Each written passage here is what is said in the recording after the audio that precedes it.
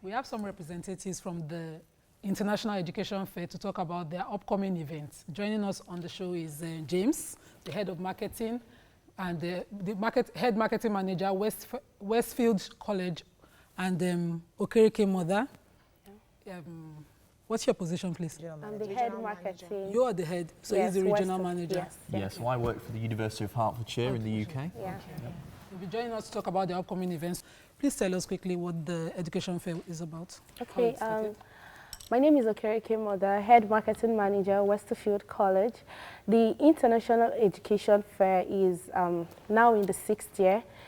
Is the biggest education event in Nigeria, which provides prospective parents and students with access, meeting our top-rated institution representatives. So in meeting them, they get to, know about the foundation programs, the undergraduate programs, and the postgraduate programs. Now, for the foundation programs, it's being done in Westerfield College, and currently we are admitting students for the January intake. So this event actually brings them to, get to know the fastest and easiest way to study abroad into one of our partner schools in UK, US, Canada, and Australia. Okay, before we start to talk about this year's event, you were here last year. I remember having Michael Dosumu and one other representative from one of the universities abroad. How was last year's fair? I think you had 4 of them. This year you're having 7.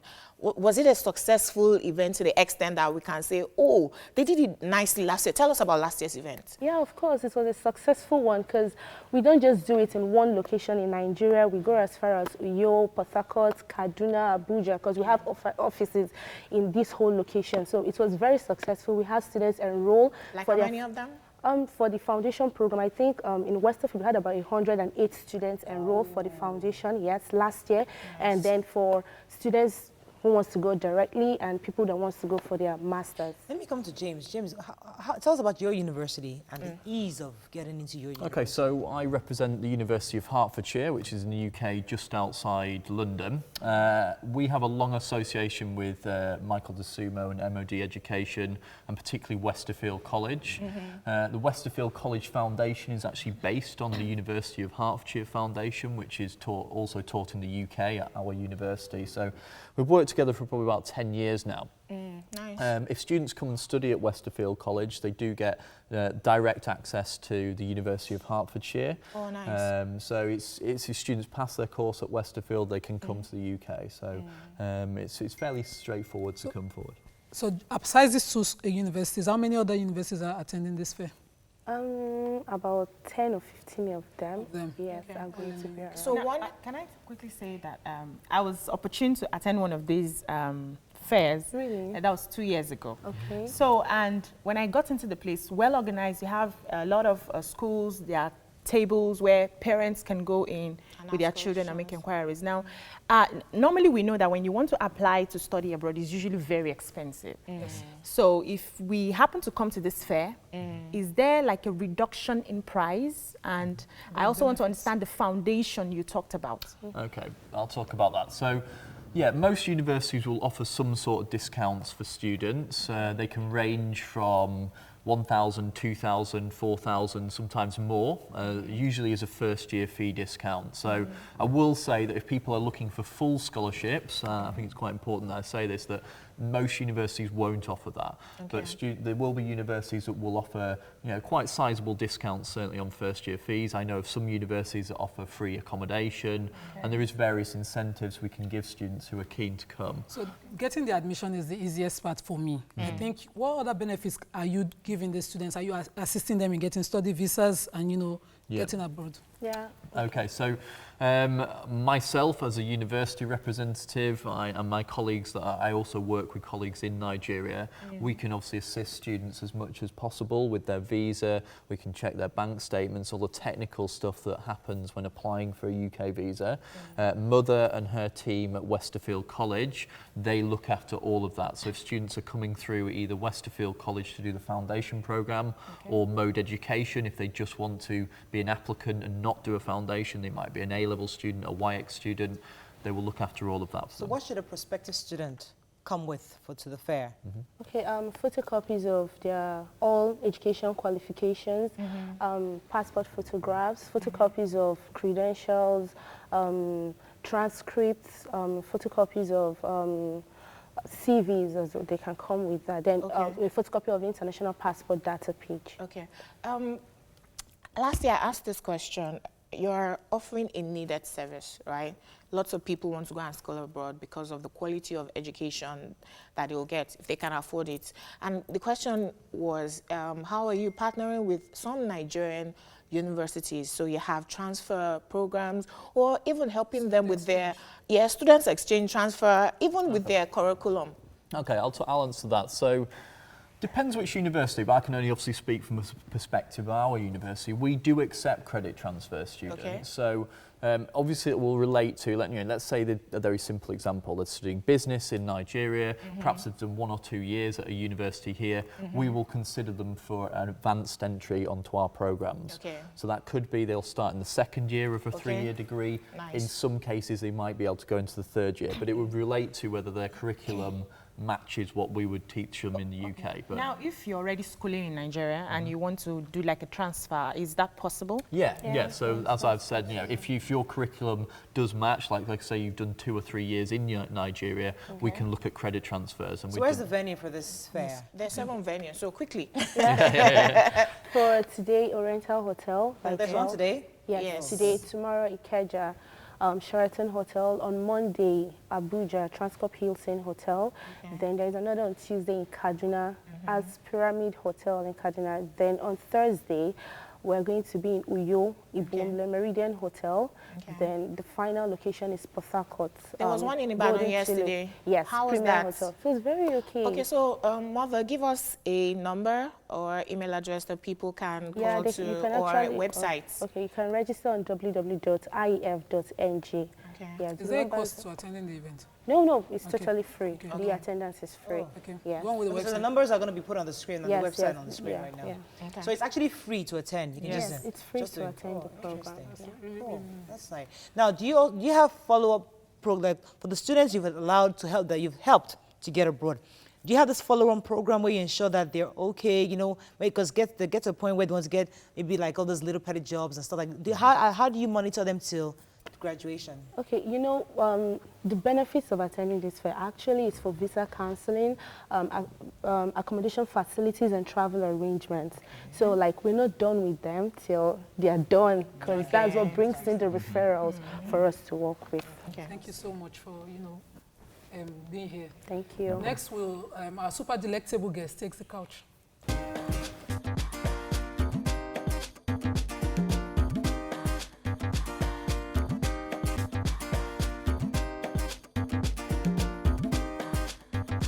Stay tuned. Your View will be right back.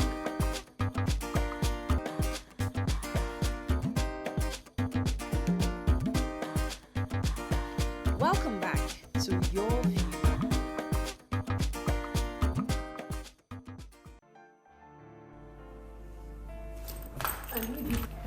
Where do you think you're going? Yeah, thank God it's Friday. So? I'm a fellow hang out when I was Remy. For your information, I'm sorry. Kosaye, you're not going nowhere. Ma? I said you are going nowhere. Kosaye. Papa, don't push me. And if I push you, Tiba push enko. Tiba push enko. Kí ló fẹ́ ṣẹlẹ̀? Well, babe, this is romantic, I know. So I need you to call me. Nice. Thanks for joining us. So Alice Iyabo is a Nigerian actor, director, producer, and entrepreneur. She has featured in more than 150 films, as well as producing over 14 of her own.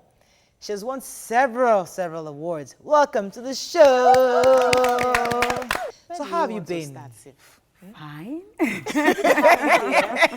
She looks good. Fine. So how is Nollywood? How is work? How is business? What have you up to? Work.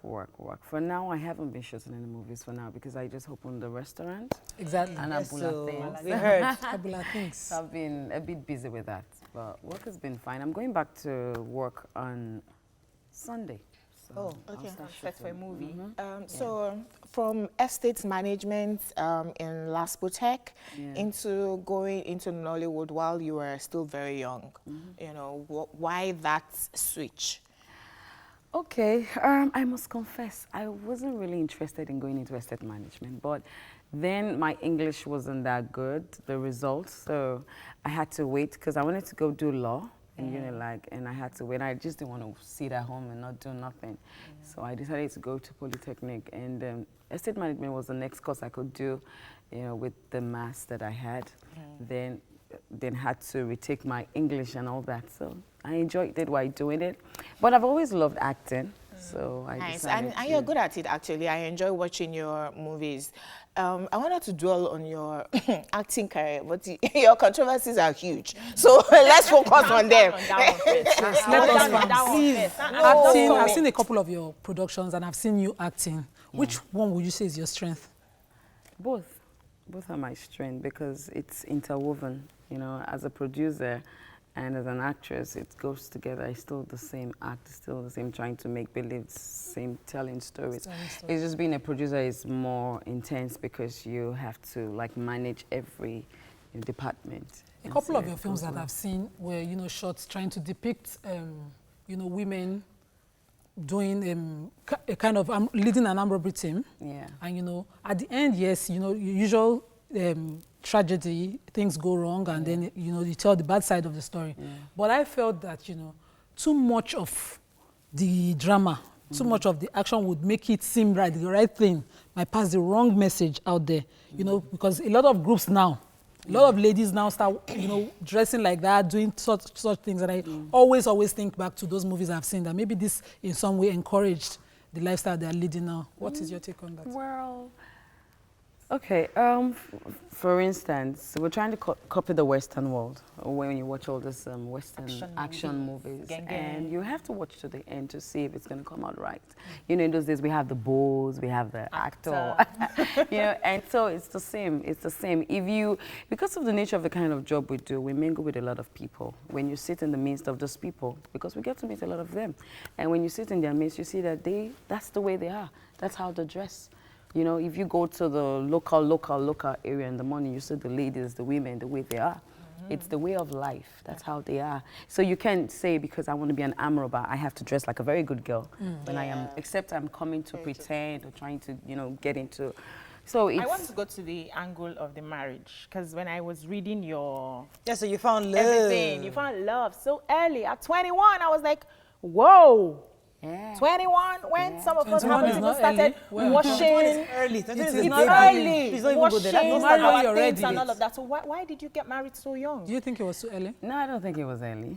No, I don't think it was early. Maybe because of my background, where I was coming from. My granny is Iyabo. I grew up with her. And from 14, I was already being groomed as a woman. You know, I was already as a wife, going into the kitchen, 14. Cooking. Yes, I was already going to my 12. Now, would you say it was because you got married early was part of the reason you had a divorce? Because sometimes you might think you're prepared for marriage. Marriage is for adults. It's for adults, exactly. 21. 21. 18 is the adult age. In Africa, let's not even go there. 21 is a child. In Africa. A lot of people are still living in their parents' house at 21. Yes, so even at 30. I disagree. At 21, I think you're an adult. It depends on your upbringing. Okay. That's the word, your upbringing. My daughter is in the university now. She's 16. She's in year 2. Okay. So, and you can't compare to a 16-year-old who is still in secondary school. Right. So it depends on your upbringing and your maturity and your level of thinking. But I feel that, sorry? Why do you still use your ex-husband's name? Okay, I am not officially divorced. Oh. Yes, so. Okay, what was I saying? No, sorry. You were talking about your daughter and the exposure. Yes, so I think rushing into marriage is what got me out of marriage, not marrying early. Okay, so it wasn't the age. No, wait. Did you rush? So it wasn't about the age. It was about rushing. It was about the rushing. Okay, you didn't date? For long. How long did you date? Probably like 2-3 months. What? Yeah. That one stole the cradle. I they tell you. Listen, Wait, 21-year-old has no let us business ask with now, marriage. Mr. Please. Ojo, how old was he? Or He was is he? 9 years older. So Cradle snatching, yeah, Koda. Snatching. No, Koda. A child, a young girl needs to live. 21-year-old, 30-year-old We've man. had that debate on your view too many Yes, times. now. And I believe, even the law believes that a person is of adult age Because when you you're have 21. because Nima, So you're 21, you have the cognitive ability to decide by yourself.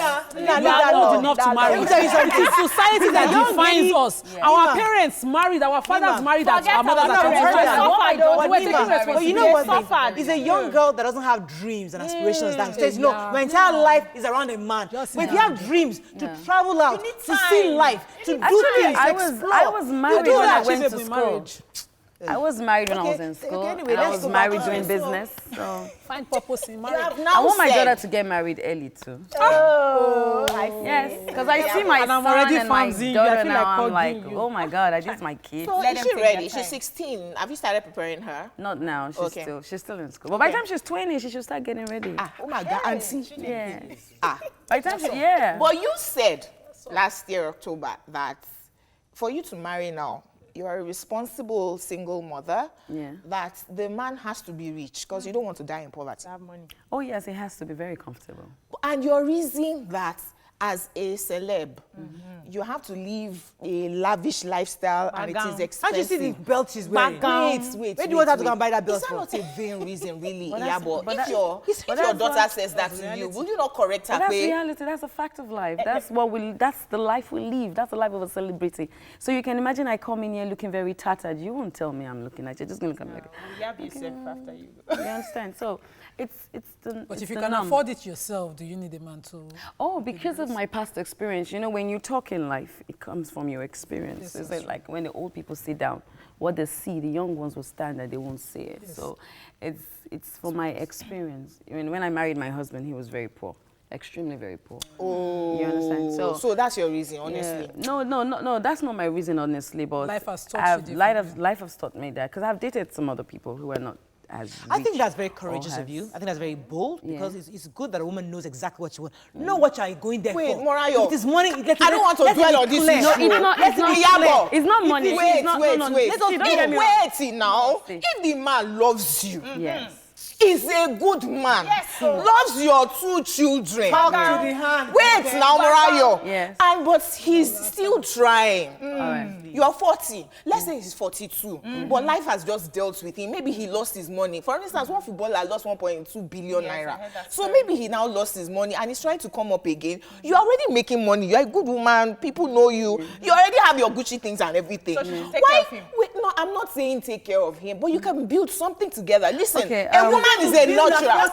Okay, on your script, because you just wrote a script now. On that script, you said he lost. That means before he lost, he must have spent. Right. Then if he had done that, then I could stay with him and, reciprocate on that note. But what I'm trying to say is he doesn't have to be super rich. At least my man now is not super rich, but he's comfortable enough not to come to me and say, give me. Right. You don't want that again. So I don't need to tell him to give me. You know, we might have our special moments, maybe the birthday season, all that can come in, but I don't need him to say, give me. I don't want him to come to me because... No, but no woman wants that, actually, because apart from my 2 kids, I have 5 other children I take care of. They're in the university or in secondary school, and I have to pay, like January now, we're paying... Yes. Everybody has. And I have my mom. So I have enough load. I'm not ready to add one man's bukata to my bukata. Hey, that's what you want, Sha. Right. But woman must want I what she also wants. believe that we shouldn't limit ourselves because society has said it must be like this. No, I'm not talking about society. I'm talking about loving you. People should project what they want. She wants a rich guy. Please, Chineke will give you a rich guy. I already have one anyway. Your lawyer came out of prison this week. I'm not talking about her.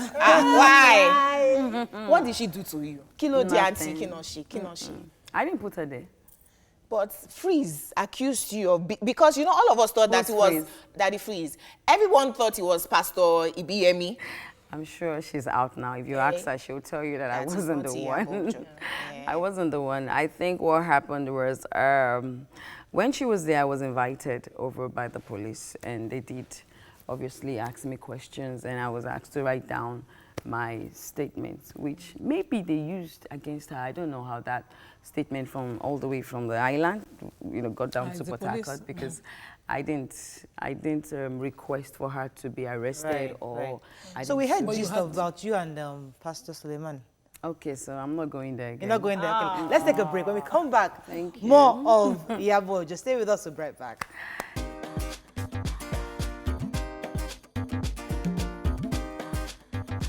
Stay tuned. Your View will be right back.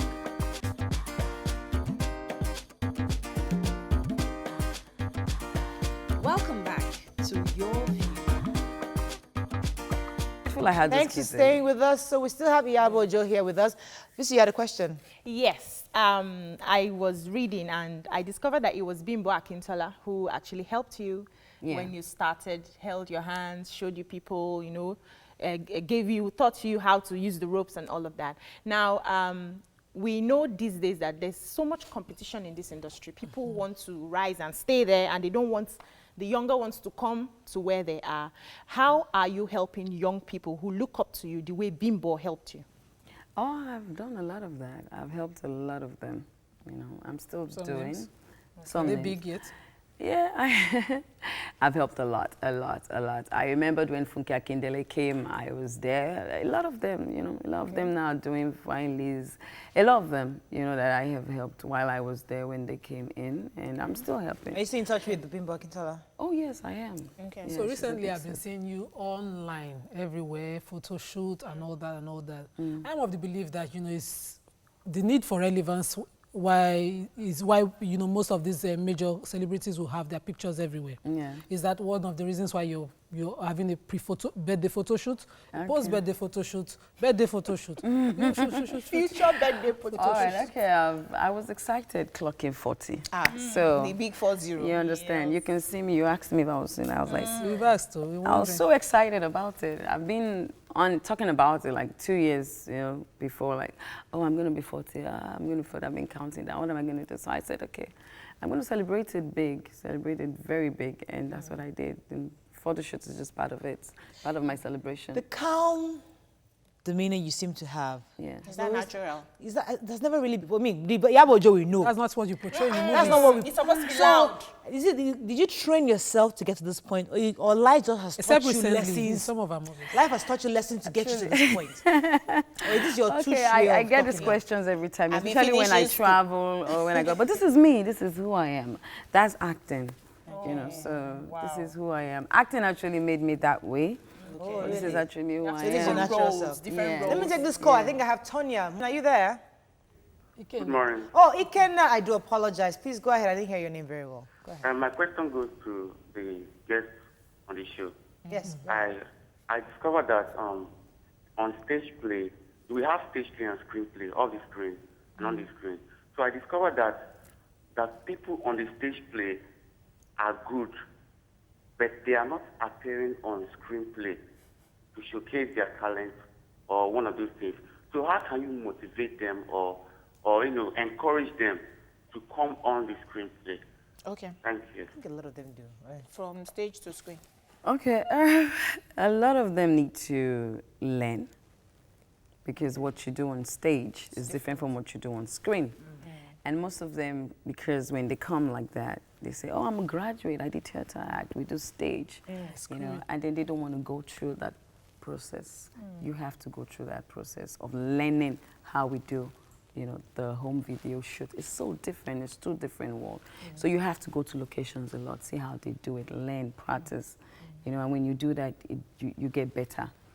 So I want to take you back to your restaurant. This Amala joint. Yeah. What was exactly, what were you thinking? What was the idea?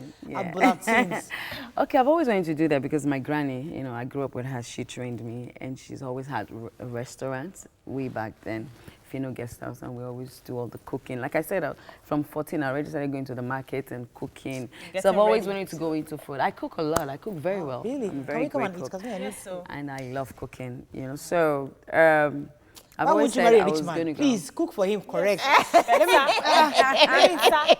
me take this call from Blessing. Blessing, are you there? Oh, sorry, lost that call. So I wanted to take you back to marriage again. Yeah. You know, a lot of celebrity marriages hardly make it. Yeah. And you know, yours has, you know, gone down the drain. Do you think it's now a norm from celebrity marriages to break? And you know, what can they do to avoid such issues? Okay. And for my own marriage, I wasn't even a celebrity when mine went down the drain. I wasn't a celebrity, no. I wasn't yet a celebrity then. But it's just like what I've said, a lot of we in the industry, let me use that. A lot of people think we know and we see and we understand, but no, we're in a world of our own. We're so busy with our own world that when these strangers come, you hardly really know them. And a lot of us, we jump at it because we hardly really take that time to study, to ask questions. No, they date, but they don't ask questions. They just believe everything they bring to them, you know, and then they take it. And then when they now get to the reality of it, of getting married, a woman who is out there, who's, you know, who's on this peak, let me use that word, peak, yeah, because... At the peak of her career. Yes. You want to draw her back and take her in. And then for love, she might feel, okay, my films are still, I've done like 20 films, it's still showing, let me chill. And then she finds out that things are not the way it's supposed to be. And she's not happy. And she's not happy. And then she wants to come back. And then the man feels, you see, it's two different things. If we marry to the same man, and then the man says, take this thing away from there, and you say, no, I can't take it, you take it. The way he's going to take it is different from the way when I say, no, I can't take it. It's it's because you're a celebrity. Yeah. So there's this thing about it. And for the lady, there's always this, for the men, the celebrity men, the women are always very uncomfortable because a lot of women flock around them. Right. So even when they're not cheating, you feel they're cheating. So there's a whole lot. So you have to you trust can't really your man. win as a celebrity. You know, so it takes the grace of God and discipline, and especially from the partner. From Sadiq calling from Yobe. Sadiq, are you there? The grace of God and discipline, and it's right from the partner. Sadiq from Yobe. Sadiq, are you there? Hello. Go ahead, we can hear you. Hello. Sadiq, you need to reduce the volume of your TV set for us to be able to hear you. So, okay, I want to quickly say that we know the industry has its wuru-wuru in the sense that there's a lot of sleeping around going in that industry. And that is why most of the men are not really comfortable when they have their wives in that industry. For the men as well, we know that at least I have been into some productions and I know a lot of crazy things go on in that industry. So is it okay? Because it's natural for a man to feel, I don't trust this industry. I will not readily let my wife get into this and just stay there. To add to that question, how can you survive within that exposure? You know, how can you avoid the exposure, the temptation? If you were maybe because our own industry is out there. Because I think it's in all industries. I agree with you. Yeah. Very true. The banking is worse. Yes. The hospitals are worse. I agree. I agree. Yes, it's in all industries. Go and look at universities. It's self-discipline. Okay. Self-discipline. A lot. I did a lecture for some young students, and I told them, I said, look, a lady asked me, I said, when we go there, all these guys, they're always asking us out. And I said, so what happens when they ask you out? It's a choice. Very true. You have, and thank God for our industry. Now, we have a lot of female producers, movie producers. Not like in those days when most of the producers were men. Right. But now we have a lot of them. Did you come to me? Did you go to Funke? Did you go to Diamusa? Did you go to this? Yeah. Where did you go to? Okay, you said they asked you to come to an hotel, and then when you went there, what happened? You went into the room. Is the room the production, the film production thing? You know, you went with your eyes. We know. A lot of all these young ladies even come with that crush already. Yes, they're already crushing. They're the ones even seducing the men. So they need the you understand? So and some of them come innocently, and then you made the wrong set of people. You can back out. Yes. It's not a do or die. Okay, so tell us about Pinky's Foundation and what you're doing aside from the Amala joint, and which is a very big house. There's a controversy concerning that your big house. Why? That you sold all your things. Yes, I did. I sold all my gold. What? Tell us about Pinky's Foundation. Of my gold. Okay. Yeah, Pinky's Foundation, we're still on. We help kids with disabilities. We support them. So how did you come up with that idea? Okay, I had a friend of mine that has a daughter in the UK. It's got autism. Yeah. And I was privileged to stay with her for a while. And I just fell in love with that girl, you know, and I felt like, oh, and I started asking, do we have homes in Nigeria that take care of kids, you know, with all the situations and all that? And some of my friends said, oh, yes, we do. And I was like, I never knew we had. And I was like, oh, because I never knew. I'm sure a lot of people too don't know that all these homes exist. So we have a lot of tweets. We have to exactly. Can we take a few tweets? Yes, please. Tiami Ulawa says, I was watching Iyabo film last night. She acted as a regent at Delhi. She was holding forth as a king. Indeed, she is an intelligentsia, connoisseur in acting, contemporary home videos. I love her so much. Peter Temitope says, Iyabo is one Yoruba actress that I love seeing on the screen. She's the Halle Berry of Nollywood. Wow. But please try and feature more English films. I kept trying to think of who do you come across as. I think Halle Berry actually is apt because I was thinking Janet Jackson, but Halle Berry I think is more apt for you. She has kept Halle Berry. You look really good. You look amazing. Well done. Under 40. Comes to starting early. Oh, yes. I started early too. Thank you so much for coming. Hope we can come back some other time. No problem. And you dig into more controversial issues.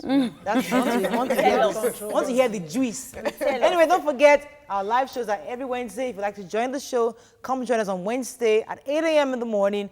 And it's first come, first serve. I think it's first 35 that comes up that would get on the show. Have a fabulous day. We'll see you next week. Bye-bye.